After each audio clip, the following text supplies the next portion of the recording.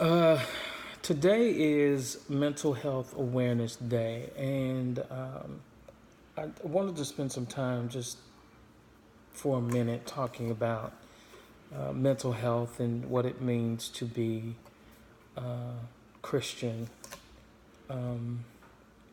and to struggle sometimes with depression and other things.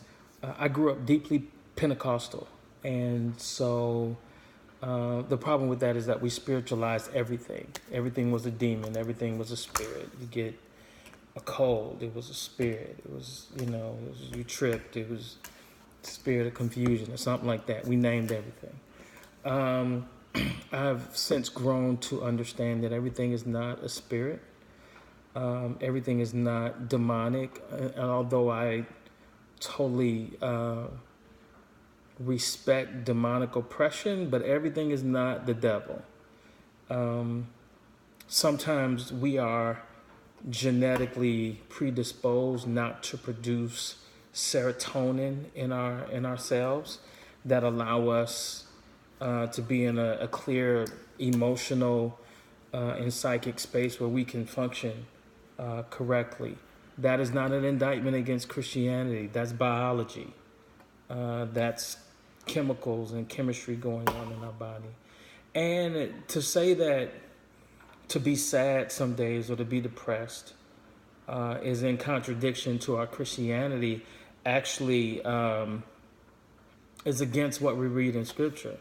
There are some psychologists who have profiled King Saul in the Bible and diagnosed him as a paranoid schizophrenic.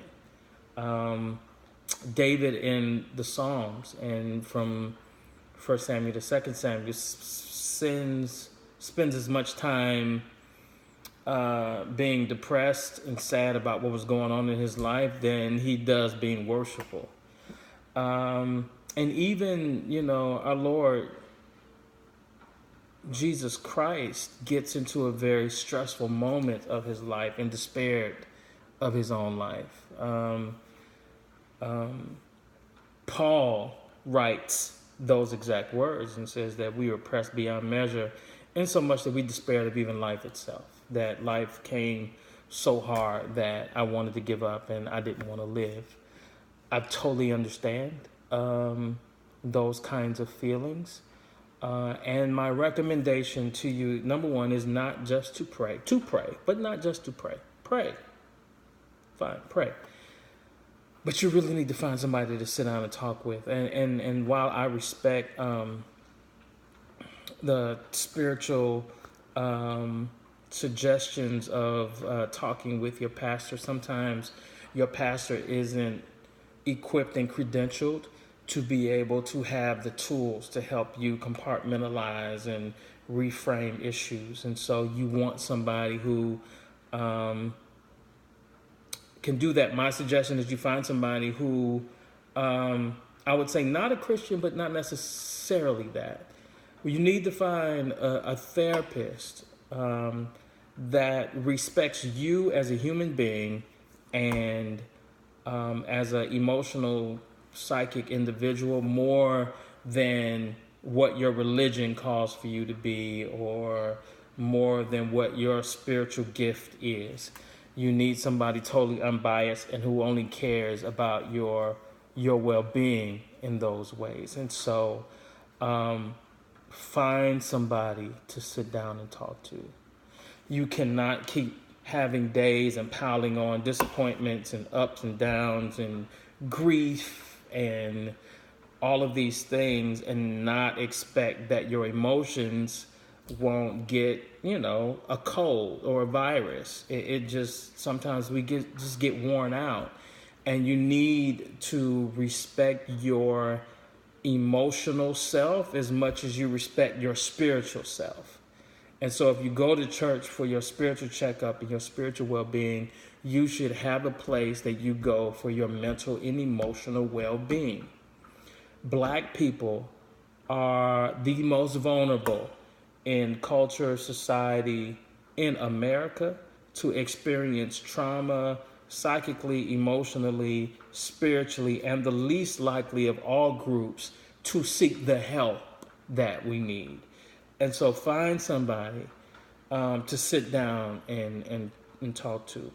Number three, if it comes to a point where you've done your sessions and your doctor recommends that maybe this medication would help you, I am of the opinion that it would not hurt you to try it. If the medications help and it gives you better days, it makes you more functional, then that's great. If they don't help, you can always go back and say, no, this doesn't help me. I need to do something else. And many times the something else is getting in the gym and working out, because it releases endorphins and helps you being able to be more vibrant, more aware of what's going on. Number two, changing your diet. If you eat depressed foods, heavy foods, if you eat a meal and it makes you immediately want to go take a nap, you should reevaluate what you're eating, because the eating is bringing you down. And so there are other ways, some natural ways, herbal ways that you can research to help you. It does not make you weak to say, you know what, I really need to sit down and talk to somebody about this. I grew up, in the Pentecostal church and can look over my shoulder when I was a kid. I saw people who would come to church and they sit over in a corner and they could be talking to themselves and be in the service, but they're not really participating in. And it goes against this idea of that if I just keep my mind on Jesus, he'll keep me in perfect peace. Yes, that is true. But there's another reality that goes along with that life can come so hard and so viciously, and it can be one thing after another, that somewhere in some people's mind, they just check out and be like, oh, I'm not doing this anymore. And they go to a whole nother mental and emotional space, and sometimes they never come back. And so I am a church leader. I have a therapist that I go to every week. I go to church and I go see my therapist. Church is for my spiritual well-being. My therapist and that space for me is for my mental and emotional well-being, because I can't take other people's problems and deal with my own problems and then not think like it won't affect me, that it won't, move me or have any influence on me emotionally. And in order for me to be my best, and so I don't come to church and dump on people and, totally bleed in front of everybody, because that's not what they come to church for me to do.